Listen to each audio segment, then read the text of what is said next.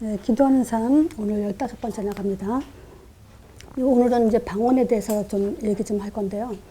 방언도 지금 그 교회에서는 많이 지금 의외로 참 많이 해요, 방언들을. 제가 미국에 와서 만난 사람들 중에서도 이 방언에 굉장히 많이 깊이 빠져 있더라고요. 그래서 방언할 때 굉장히 행복하다는 얘기를 들었어요. 이분한테 복음을 아무리 얘기해도 복음 좋다고 하면서 못 바꾸더라고요, 체질을. 그래서 이 방언에 대해서 사실은 복음을 정확하게 알면은 방언 필요가 없어요, 사실. 근데 복음을 정확하게 이해 못하는 사람들은 이 방언을 또 강조하고, 또 성경에는 방언을 또 금하지 말라고 했기 때문에 어떤 분이 우리 교회에서 그 질문을 했어요. 방언이 성경에 있으니까 하지 말랄 수도 없고, 또 방언은 그렇게 중요하지 않은데 뭘 굳이 방언하냐, 뭐 어떻게 말해야 될지 모르겠다, 이렇게 얘기를 해서 오늘 좀 방언에 대해서 좀 정리를 하려고 해요. 일단 우리가 방언을 얘기하기 전에 기도에 대한 정의를 한번 내려봐요. 왜냐하면 우리 사역자가 기도에 대한 정의가 안 내려져 있으면요, 우리가 현장에서 말씀 사역하면서 기도도 가르치고 응답도 가르쳐야 되는데, 이런 게 정리가 안 돼 있으면은 기도, 복음은 아무리 정확하게 말한다 하더라도 기도에 대해서 틀리게 말해버리면 다 틀리게 돼버려요, 결국은. 자, 그래서 기도는 영적 상태를 바꾸는 거다, 이런 얘기를 먼저도 드렸죠. 자, 그러면 이 영적 상태를 바꾸기 위해서는 정확한 복음이 이해돼야 되고, 그 복음으로 기도가 이해돼야 되고, 또 성경적으로 기도와 응답을 성경대로 요게 먼저 이해가 돼야 돼요. 예를 들자면 어떤 청년이 그 질문을 했다고 그러더라고요. 하나님이 할 일이 몇 프로고 우리가 해야 될 일이 몇 프로냐, 이런 질문을 했다는 얘기를 들었어요. 근데 이 질문뿐만이 아니라 기독교인들은 많은 질문을 갖고 있죠. 근데 모든 질문 중에 왜 그 질문이 나오냐면 사실은 복음, 기도, 응답이 이해가 안 됐기 때문에 나오는 질문이에요. 그래서 어떤 질문이든 어떤 질문을 하든 우리는 이게 가장 기본적으로 복음, 기도, 응답이 일치가 되도록 요거 먼저 성경적으로 이해를 시켜야 돼요. 그래야 제자가 나와요. 그렇지 않으면은 변질되기 때문에 한계가 오게 돼 있죠. 그래서 우리가 영적 상태를 바꾸기 위해서 복음, 기도, 응답이 가장 먼저 이해가 돼야 된다.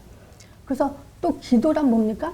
영적 상태가 바뀌는 걸 어떻게 바뀌어야 되냐면요, 예수 이름에 힘입어. 어디에 힘이 나냐 했을 때 정확하게 성경적으로 하나님의 이름에 힘을 입을 정도의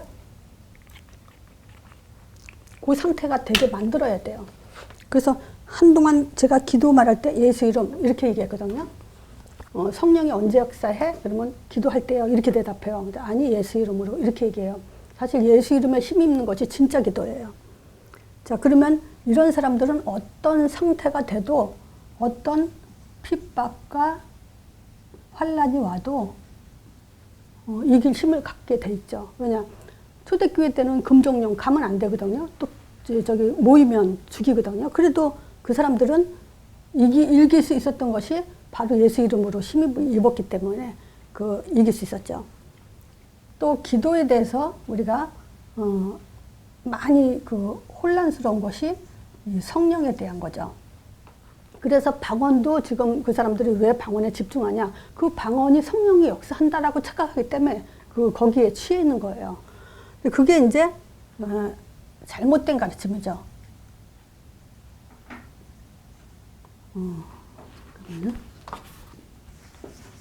일단 이 성령에서 성경에는 뭐라고 얘기했냐면요, 데살로니가 전서 5장 19절에 이런 얘기를 해요. 성령을 소멸하지 말라 그래요.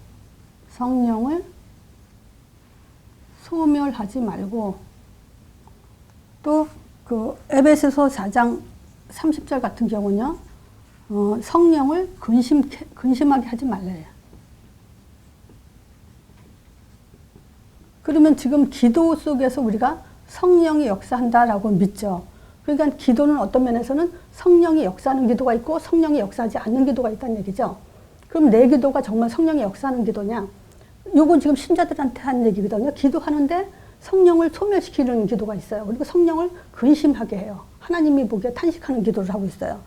그러니까 지금 그렇다면 우리가 지금 제대로 된 성령의 역사를 가지고 기도를 하냐라는 것을 우리가 정확하게 확인할 수 있는 것이 복음기도응답에 여기에 답이 정확하게 있죠. 그래서 이거는 좀 다음 주에 좀 해볼까 하고요. 자, 그래서 이 방언에 대해서 잘못된 가르침이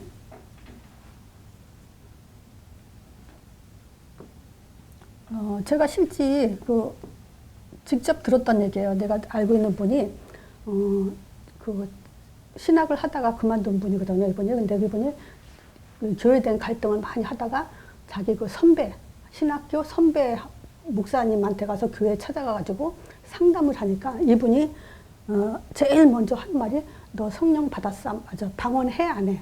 이렇게 물어보더래요. 너 방언 할 수 있어? 없어? 방언 못 한다 그러니까 방언 받고 와서 얘기해 그러더래요. 상담을 하려면 그건 뭐냐? 너 구원 받았어? 응. 방언 못 받은 거 보니까 너 구원 못 받았다. 이렇게 지금 구원에 대한 잘못된 가르침으로 갖고 있는 거죠, 그분이. 이런 잘못된 게 이해가 돼 있으니까 또 잘못되게 가르치고 있죠. 또 뭐가 있냐면요. 이 방언을 하는 것이 성령의 역사라고 착각하고 있어요. 방언하는 거 보니까 이 사람한테 성령이 역사했구나 이거예요. 근데 보세요. 지금 사람들이 저도 순복음교회에서 처음 신앙생활 시작했지만 데리고 가서 기도원 최자실 그 목사님 기도원에 데려가서 방언을 하게끔 이렇게 인위적으로 시켰어요. 그러니까 막 사람들이 방언하더라고. 근데 나는 처음에 안 됐었어요. 그러니까 그거는 뭐냐면 방언을 하니까 성령 역사가 아니라 하나님은 어떻게 했죠? 방언 때문에 마가다락방에 성령을 주시기 위해서 방언을 터뜨려 버린 거예요. 성령이 그러니까 말하자면 성령의 표적으로 성령이 임했다는 표적으로 이건 좀 이따 설명을 할 거예요. 성령이 임했다는 표적으로 방언이 따라서 온 거지 그 방언이 본질적인 것이 아닌 거예요. 근데 여기서 이제 많이 그 방언은 뭐냐 구원 받았냐 못 받았냐로 생각한다든지 성령의 역사로 착각한다든지 이런 오류가 있어요. 이건 이제 잘못된 가르침이에요. 그래서 방언의 본질을 보면요. 구약에 예언돼 있었죠. 요에서 2장 28절. 요게 사도행전 그 2장 21절. 사도행전 2장 1절에서 21절까지. 분명히 구약에 요에서 2장 28절에 분명히 하나님의 뭐라 하냐면 만민에게 앞으로 미래에 만민에게 모든 사람에게 부어줄 거다 말세에 성령을 부어줄 건데 그 어린아이는 예언할 거고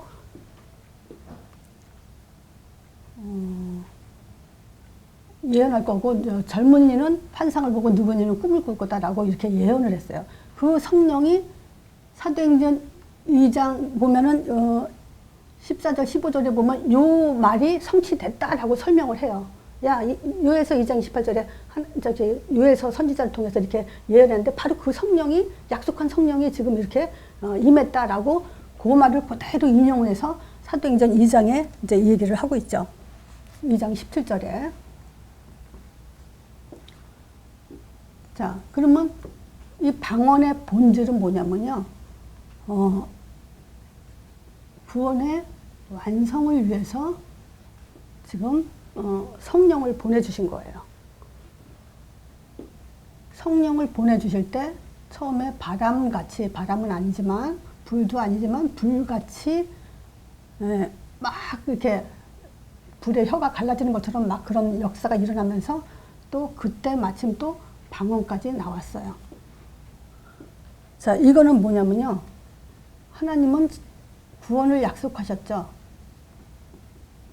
메시아를 보내시기로 창세기 3장 15절 선악과 범죄 이후에 여인의 후손 보내서 다시 뱀의 머리를 상하고 너희를 다시 이제 회복하겠다 했을 때 요때 뭘 얘기하냐면요. 이제 하나님의 계획은 성령으로 우리 안에 영원히 다시는 선악과 먹어도 죽지 않게 선악과 먹는다고 해서 죽는 그런 구원이 아니라 이제 완전하고 영원한 구원으로 영생으로 약속하기 위해서 하나님이 창세기 3장 15절을 약속하셨어요. 그래서 이걸 가지고 뭐라냐면 성령 내주 그래요. 우리 안에 영원히.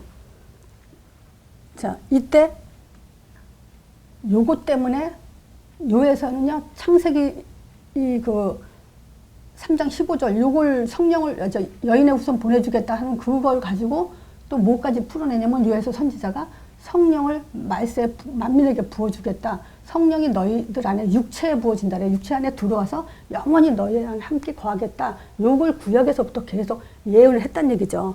그걸 요에서 선지자가 그 얘기를 또 하는 거예요. 그래서 2장 21절이 초점이에요. 지금 성령이 오면 어떻게 해요? 예언할 거다. 어린아이는 예언할 거다. 그리고 젊은이는 환상을 볼 거다. 늙은이는 꿈을 꿀 거다. 요것 때문에 기독교가 또 많이 변질됐어요. 환상을 보면은, 그래서 그 히브리서 1장에 보면 그 천사에 대해서 얘기하죠, 1장에. 그 사람들이 천사 숭배를 해요. 근데 그 천사 숭배가 뭐냐면 천사를 보고 하나님이다 이렇게 숭배하는 게 아니고 기도하다가 천사를 봤다는 사람을 신성시켜버리는 거예요. 나 천사 봤어. 막 그 천사가 저저저 이러면 이 사람은 영적으로 굉장히 뜨인 사람이구나 하고 그런 식으로 이제 천사를 본 사람을 믿음이 좋은 걸로 이렇게 착각들을 했단 말이에요. 그러니까 그런 거와 마찬가지로 지금 신자들이 뭐냐? 막 예언도 하고 환상 봤다, 꿈을 꿨다 이런 얘기 성경에 있으니까 이 얘기 가지고 떠들거든요. 근데 21절에 결론적으로 얘기해요. 이거 2장 1절에서 21절 쭉 읽어보세요. 말이 쭉 연결이 됐어요. 요게 결론이에요. 누구든지 주의 이름을 부르는 자는 구원을 얻으리라. 요게 예언이고 환상이고 꿈이에요. 말하자면 구원을 완성시킬 거다. 완전한 구원을 받을 거다. 요것이 우리의 미래가 되고 꿈이고 환상이다. 이건 예언이다. 이제 이 얘기를 지금 결론적으로 하고 있는 거거든요. 그래서 아무리 좋은 예언도 환상도 꿈도 구원과 관계된 게 아니면 아니에요. 하나님과 상관없어요. 근데 그거에 대해서 우리가 확실하게 가져야 돼요. 그래서 방언의 본질은 뭐냐면 구원을 성령을 보내주시는데 그 성령은 결국 여기서 설명할 거예요. 지금 하나님의 큰 일. 자, 방언의 본질은 뭐냐면 구원을 완성시키는 거고요. 하나님의 큰 일을 말함을 듣게 하려고 하는 목적이에요. 자, 하나님의 큰 일은 뭐냐? 창세기 3장 15절이요. 여인의 후손이 하나님의 아들, 또 뱀의 머리를 상한다는 것은 십자가와 부활, 그 아들이 오셔서 죽으시고 이제 부활하시죠. 그리고 성령을 보내주셔서 우리 안에 내주됐다. 마가다락방에 지금 바람같이 불같이 성령이 역사하면서 지금 방언이 터졌는데 그 방언은 15나라 사람들이에요. 15나라 사람들한테 뭘 목적으로 했냐면 바로 하나님의 큰 이 사건을 들리게 한 거예요. 그래서 여기서 로마에서 온 나그네 이 사람들이 이제 그 로마 복음화를 세우는 그런 근거가 되는 내용도 여기에 있죠. 15나라 사람이면 15나라의 언어이기 때문에 거기서 언어를 15언어로 가지고 설교를 하겠어요?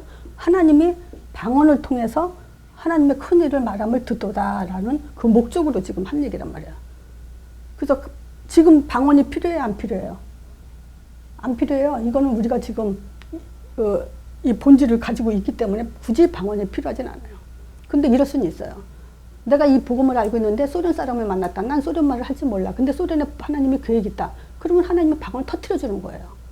그래서 우리가 가서 인위적으로 방언을 받는 것, 그거는 사람이 하는 거고. 그래서 고린도전서 14장에 쭉 읽어보면요.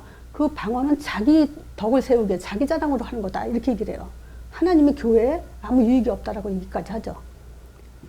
그러니까 이 15나라 사람들에게 뭘 목적으로 하냐?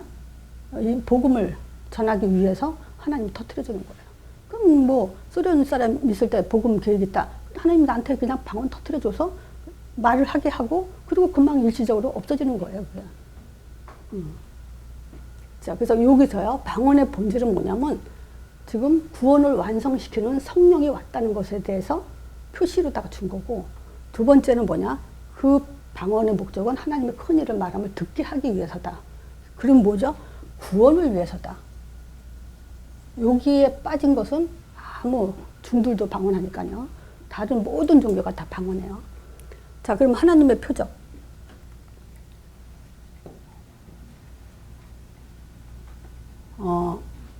하나님은요, 항상 우리에게 뭘 주셨냐면요, 믿음의 근거를 주셨어요. 그게 표적이에요. 하나님의 표적. 자, 동방 박사에게 어떤 표적을 줬냐면요, 이 사람들은 이제 점성술사들이에요. 이게 뭐냐, 별자리를 가지고 하나님의 아들, 예수님이 탄생한 것에 대해서 하나님이 그걸 이제 찾아갈 수 있도록 이제 했죠. 그래서 이 사람들을 활용을 했어요. 별자리를 볼 수 있는 사람들, 박사들이죠. 자, 그리고 천사가 누가복음 2장 11절에서 14절이죠. 다윗의 동네에 구주가 나셨으니 그리스도 주신이라 그러죠. 그러면서 그 천사가 얘기하죠. 뭐냐, 이 말 구에 누인 이야기가 하나님의 표적입니다. 그래서 하나님의 아들을 가지고 하나님의 표적이다. 이렇게 얘기했죠. 그러니까 이걸 가지고 우리는 믿음의 근거를 갖는 거예요. 내가 뭘 믿냐라는 거죠. 그래서 이건 너무 쉬운 말 같지만 애들은 깊이가 없겠지만, 너는 뭘 믿니? 물어봤을 때 예수 그리스도요. 이렇게 하면 안 돼요. 예수가 하나님의 아들이라는 걸 믿는 거예요. 예수가 그리스도라는 걸 믿는 거예요. 그렇게 믿음이 뭐다라는 걸 다 정확하게 그렇게 찝어줘야 돼요. 그건 예수 그리스도. 그건 지금 뭐랄까, 깊이가 안 들어간다고 할까? 애들한테 확신을 못 갖다 줄 거예요, 아마. 믿어도 믿는지는 모르겠죠. 왜냐? 하나님이란 증거도 없고, 지금 그리스도가 무슨 말인지도 모르니까. 자, 지금 천사가 이 아들을 보고 하나님의 표적이다 그랬어요. 그랬더니 예수님을 따라다니던 그 서기관과 바리새인들이 물어봐요, 예수님한테. 뭐냐, 선생이야, 그러면서 우리에게 표적을 보여주셔서 그랬더니 예수님이 뭐라냐, 음란한 세대, 흑암이 깊은 세대에 너희들이 표적을 구하나 내가 요나의 표적밖에는 보여줄 게 없다 그래요. 그러면서 얘기를 하죠. 마태복음 12장. 여기에 다 나와요. 뭐냐, 이렇게까지 설명해요. 요나가 물고기 뱃속에서 3일 동안 있었잖아요. 그러다가 나오죠? 그것처럼 나도 3일 동안에 땅속에 있다가 다시 나올 거다. 이렇게 얘기해요. 음란한 세대가 표적을 구하나 선지자 요나의 표적밖에 보일 표적이 없다. 요나가 밤낮 사흘을 큰 물고기 뱃속에 있었던 것 같이 인자도 밤낮 사흘 동안에 일단 나올 거다. 그건 뭐죠? 십자가와 부활에 대해서 얘기해요. 요게 이제 하나님의 표적이에요. 십자가는 우리의 구원의 표적. 어떻게 구원받았냐? 십자가가 표적이에요. 어떻게 예수님이 살아계시냐? 부활의 표적이에요. 어떻게 흑암 권세가 깨트렸냐? 성경에 말하거든요. 사망 권세 깨트려서 사망에 멸 있을 수 없는 분이라고. 그래서 요것이 예수님이 보여준 구원의 표적, 승리의 표적. 그리고 네 번째, 이제 이 성령이요. 자, 여기서 설명하려다가 내가 저겠는데, 성령이 보여요, 안 보여요? 바람같이 느껴져요, 안 느껴져요? 전혀, 영이기 때문에. 전혀 안 그래요. 이 성령을 보내준다고 약속을 했는데, 왔는지 어떻게 알아요? 그렇지 않겠어요? 성령이 이렇게 하나님이 줬는데, 그러니까 마가다락방에 모인 120명 그 사람들한테 예수님이 떠나지 말고 기다리라 한 이유가 그거예요. 그래서 거기다 성령 부어줄 때 바람같이 불같이 그렇게 뭐냐면 표시가 일어난 거예요. 바람, 불. 거기에 방언까지. 이렇게 해서 뭐냐? 아, 정말 성령이 임했구나라는 것을 알 수 있게. 그래서 방언은 표시예요. 성령이 임했다는 표시로다가 지금 준 거란 말이에요. 근데 성령이 임한 사람이 뭐로 또 방언을 해요? 그건 지금 너무 많은 큰 착각을 하고 있는 거죠. 그래서 바람같이 불같이, 지금 왜 바람같이 불같이 이렇게 성령 역사 안 하죠, 우리가? 예수 이름으로? 왜 안 하죠? 이건 단회성이에요. 한 번 있고 두 번 있을 필요가 없어요. 한 번이면 끝나요. 왜냐? 이제 증인들이 있으니까. 그리고 성경이 기록되어 있으니까. 요거에 대해서요. 누가복음 16, 마가복음 16장 14절에 예수님이 제자들한테 찾아와서 부활하신 예수님이 찾아와가지고 뭐라 하냐면요. 11제자가 떡을 먹고 있을 때 예수님이 와서 꾸짖어요. 근데 뭐라고 꾸짖냐면요. 그 후에 11제자가 음식을 먹을 때 예수께서 저희들에게 나타나서 믿음이 없는 것과 그래요. 믿음이 없는 것, 마음이 완악하다. 너희들은 지금 믿음이 없고 마음이 완악하다. 그러면서 무슨 얘기를 하냐면요. 왜 자기가 부활한 것을 본 자들의 말을 믿지 않냐 그렇게 얘기를 해요. 그래서 믿음 중에 뭐냐면 전도자, 선지자 이런 사람들의 말을 믿지 않는 걸 믿음이 없다라고까지 얘기를 해요. 내가 부활한 걸 분명히 그 여자들에게도 여러 제자들에게 와서 보여줬거든요. 그 니들이 너무 믿음이 없고 완악하다. 왜? 그 사람들이 봤다는 걸 말하는데 왜 그걸 안 믿냐? 이렇게 야단을 했단 말이에요. 또 누가복음에도 있죠. 누가복음 16장 19절에서 31절에 보면 그 31절에 결론 그러죠. 부자와 나사로 얘기 나오잖아요. 그때 부자가 뭐라 그래요? 구덩이 틈에 껴가지고는 아브라함의 품에 있는 나사로한테 자기 형제들 못 오게 해달라고. 그때 아브라함이 뭐라 그러냐면 거기는 죽은 자가 가도 안 믿을 사람은 안 믿는다. 왜냐? 하나님의 믿음의 방법은 모세와 선지자들, 그러니까 성경, 모세 오경 성경을 말하는 거야. 성경과 그 증인들이 있기 때문에 그 사람들의 말을 통해서 믿게 한다 이렇게 얘기를 해요. 그래서 전도자가 굉장히 중요한 거고요. 지금 이제 왜 단회성이냐? 증인들이 있기 때문에 이제 바람같이 불같이 역사할 필요가 없다는 거예요. 자, 그럼 보세요. 한 번 예수님이 오셔야 돼요. 단회성이에요. 한 번 죽으시고 한 번 부활하셔야 돼요. 단회성이에요. 성령 왔다고 표시를 한 번만 보여주면 돼요. 단회성이에요. 그래서 이거 가지고 싸웠어요. 교단에서. 이 성령은 한 번에 끝난 거다. 어떤 사람은 아니다. 지속해 일어난다.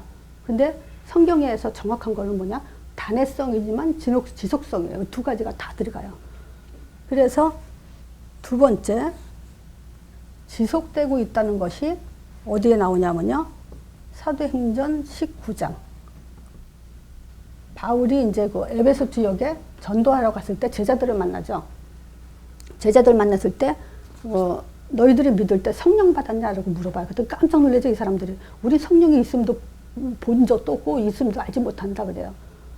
그래서 이제 바울 팀들이 예수 이름으로 세례를 줘요. 그러니까 이때 세례를 줄 때 이 사람들이 방언이 터져 나와요. 그러니까 그 말은 뭐냐? 성령이 임했다라는 거죠.